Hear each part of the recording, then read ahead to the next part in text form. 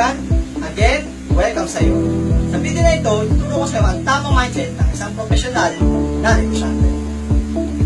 Being a business person, you must walk, talk, act, dress up like a professional businessman.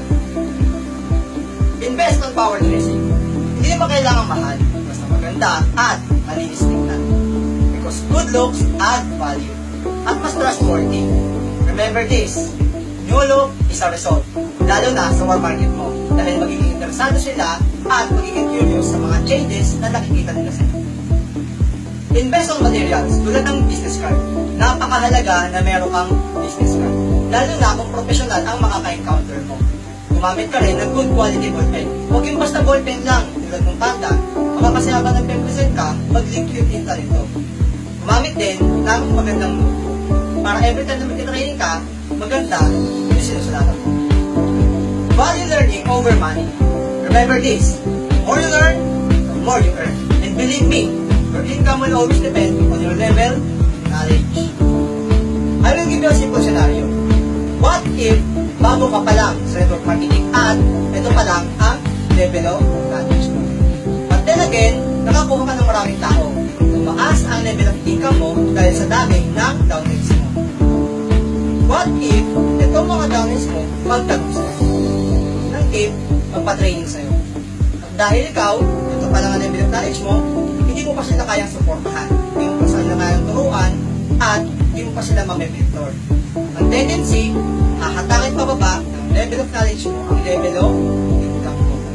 What if naman, ganito ang scenario. Bago ka pala sa network marketing, at dahil sa sipag mo, maka-attend ng trainings, tumaas ngayon ang level of knowledge mo. Ngayon, kahit mabagal ang network mo, okay lang yan. Dahil whatever happens, kapag may nag-join sa'yo, dahil sa taas ng level of knowledge mo, kaya mo silang tulungan, kaya mong suportahan, at kaya mong i-train. Now, whatever happens, kahit mabagal yan, unti-unti yan aangat. Hanggang ma-reach na yung level of knowledge mo. Kaya napakahalaga na umaattend ka ng trainings at nakikinig ka ng mga videos na katulad nito. Have a decent Facebook for your business. Remember this, people will get attracted into people they want to be like. Meaning, you must be a source of inspiration. Be a role model. At kapag professional looking ang FB mo, you will also attract professionals.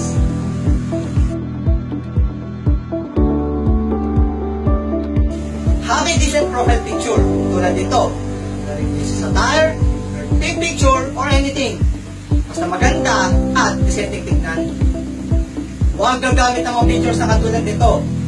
Inuman, wacky face, untidy looking, or anything na magmumukhang unprofessional ang Facebook mo. For your cover photos, you can use some of these samples. Pictures about your dreams, your team, picture mo sa isang magandang lugar, positive quotes, or anything. Basta positive tignan. Posting, you can post anything. Basta positive, maganda, at masayang tignan. Tulad ng achievements, travels, bondings, about your dreams, your goals, or even positive quotes. Something na magbibigay inspirasyon sa mga audience mo. At huwag mo rin kakalimutan i-post ang mga business activities mo.